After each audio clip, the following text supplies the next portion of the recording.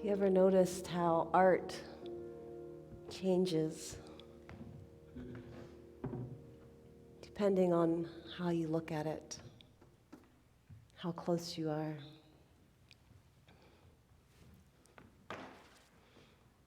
I have a favorite piece of art.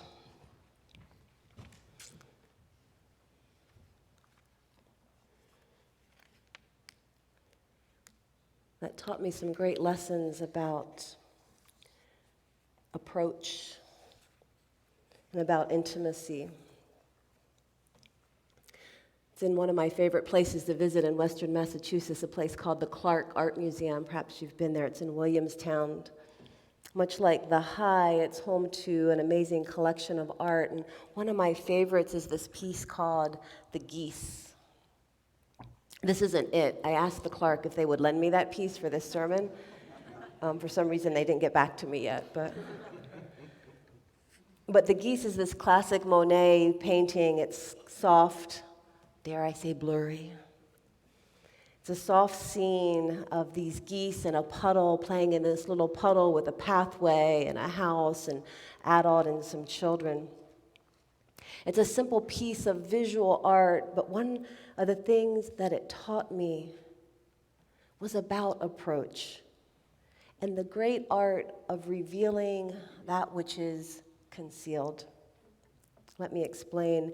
You see, on my first visit to the Clark, I went with a friend, and we did what most people often do in art museums. We wandered through the maze of rooms and galleries, looking at the various paintings and objects. And we lingered now and then at something that caught our attention, but mostly we just kept moving because there's so much to see. But on my second visit, I went by myself, and I found myself returning to that painting of the geese. It had been one of the ones I had paused at on my last visit. This time I wanted to get to know it more, so I decided to walk right up close to it. To get real close, I wanted to really see it, so I figured up close was the way to do that. And as I stood with my eyes and my nose inches from the painting, where's Millie, before the gallery people told me I was too close, I focused on all the brush strokes. Just a bunch of brush strokes. Kind of looked like the colors were placed there very haphazardly. Truthfully, it seemed a whole lot less impressive up close. I mean, really, to the untrained eye, it was just some random dabs of paint. But then I backed up a bit, and I moved to the right, and I moved to the left. And interestingly, the scene seemed to change as I moved. The light seemed to reflect off the water differently depending on where I stood. Even the people seemed to be in motion. I couldn't tell if they were coming towards the geese or away. I stepped in closer, wanting to see it again, but that magic went away, and so I continued on. But I remembered that painting, and so on my next visit, I decided to not get so close so quickly. Instead, I walked into the gallery. I didn't look at the geese right away. I positioned myself further away from the room, and then I turned to gaze in the direction of the painting. After a moment, I approached it slowly, noting the distance and the angle where it seemed most alive. And I took a seat on a bench about 10 feet away from it, and I just sat there. And I allowed the painting to simply be without my need to examine it. And very soon, a tear came to my eye, and I began to feel this intense connection to those geese and to the children and to Monet himself. The light shimmered on that puddle of water in a new way. The children moved, and that blurry image came into focus. And an entire story came to life. I was fascinated by what I saw. And I pulled out a pen and a paper, and on that day I wrote this poem. It turns out we are not meant to be looked at up close. Step too near to a Monet or a Renoir, and you see the brushstrokes, the haphazard splashes of color seeming of little sense. But step back, for a masterpiece awaits. Colors take on meaning, lines soften to blend definition and purpose. The soul of the thing emerges and tells a story as unique and precious as the tears it brings to your eyes. We are not meant to be looked at up close. On that day, I realized how often we mistake closeness for intimacy in our relationships. We may look closely at another, but how often do we actually see them? And how often do we allow them to see us deeply? Closeness is easy, but intimacy, the ability and willingness to see and be seen, now that's something else. Now we all remember the beginning of those relationships, right? Before you look too closely. When you saw that person for the first time from a distance and they were magnificent. You felt a budding connection and a hope that in this new person, a deep desire to be truly seen and truly loved would finally be achieved. And then wanting to share intimacy, you begin to tell each other stories of your life, staying up late into the night, right? Night after night.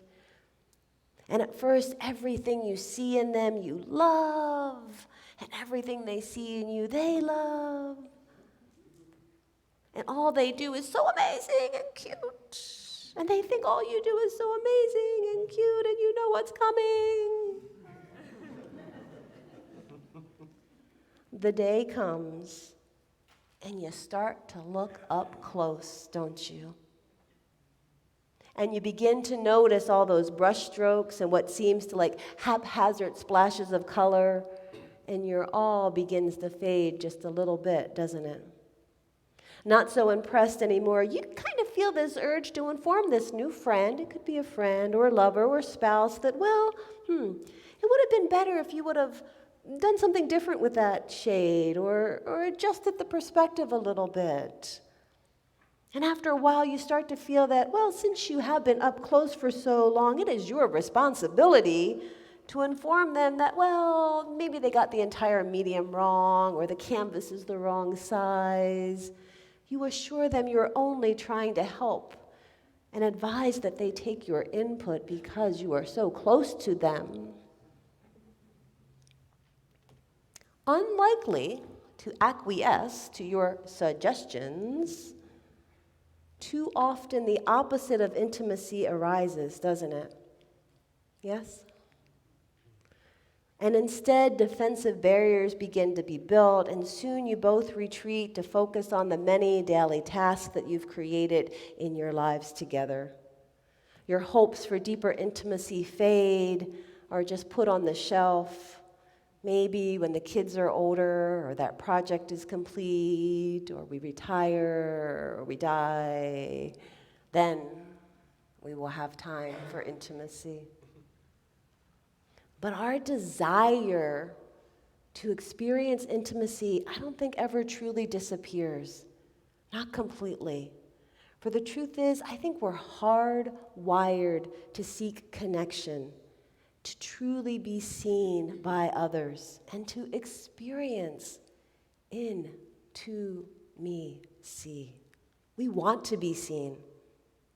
The great author of Celtic wisdom, John O'Donohue, who's one of my favorites, he wrote often about this desire. I want to share a passage from his book, Anam Cara. Are people familiar with that book? It is literally like, if I had to pick like the one book, it is the one book for me. He says this, he says, in the early Celtic church, a person who acted as a teacher or companion or spiritual guide was called an anam cara, or a soul friend. It originally referred to someone to whom you confessed, revealing the hidden intimacies of your life. With the anam cara, you could share your innermost self, your mind, your heart. And this friendship was an act of recognition and belonging. And he continues, he says, in everyone's life, there is a great need for an anam cara, a soul friend. In this love, you are understood as you are, without mask or pretension. The superficial and functional lies and half-truths of social acquaintance fall away, and you can be as you really are. Doesn't that sound beautiful? Does everybody want that? Yeah, you can raise your hand. Who wants that? Well, I love this idea of soul friends, someone you can share your innermost self with. Now, O'Donohue is a master of beautifully crafted words, and when I read him, my whole being just says, yes, heck yeah. But where are these friends? You may ask. How do we find them? Surely they must be something special about that person who's able to do that. Right? Well, of course you know the answer, right? Soul friends, those with whom we can share deeply and create intimate connections, are, dun dun dun, right here. Look to your left, look to your right. We just have to take the time to learn the fine art of the approach. Now, in every relationship we have, there's always those moments of decision, right? Stay with me here. You know what I'm talking about. There's these moments. You know what these moments are. You're in the middle of a conversation with a friend or a phone call with a relative talking about the weather or whatever, or you're having a fight with your partner, or maybe you're even making love with your partner. It doesn't matter what you're doing externally, but there's those times where those moments arise and you can feel it. It's like there's this potential for a deeper connection. It's like right there with you. And you have to decide, am I going to open in this moment and let you see into me? Or am I going to stay safe and keep you safe? And we're going to just keep on talking about the weather and get through this moment. Nice to see you, Mom. I'll talk to you next week. Bye. Has anybody done that with a parental figure on the phone? Stayed shallow, talked about things? Has anybody not? Because I would like you to come up and speak. Because we often brush over these moments as quickly as we can until that urge for intimacy fades. And who can blame us? Because it is scary. Right? Those real moments are scary. Intimacy is a scary proposition, especially if we end up in a fight with someone else, right? But interestingly, I think fights and disagreements are our greatest possibility of a place for intimacy to emerge. Because when we're in that fight or that disagreement, our emotions are stirred, right?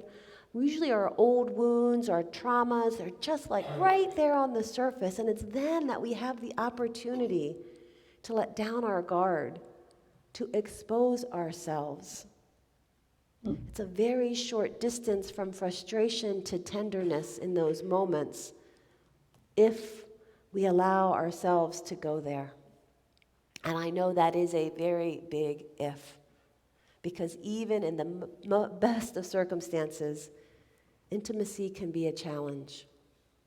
So I'm going to offer you 3 questions that I hope will help you in those moments when you feel that potential for intimacy is right there.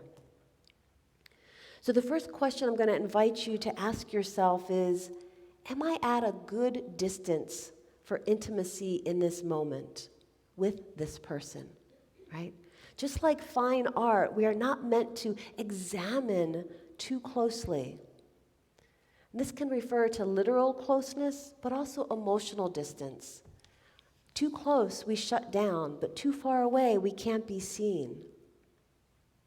The same is true of ourselves as that art. And it can take some experimentation with each relationship. No two are alike. What is the right distance here? When is a good time? What opens or closes us?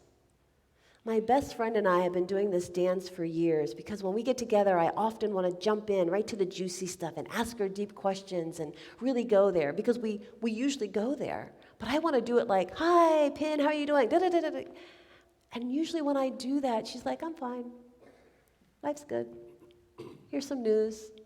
What's the news for you? Right? You know that information exchange conversation? But I discovered over time that if I give it some space, usually a nice lunch and a bottle of wine help, but that's different.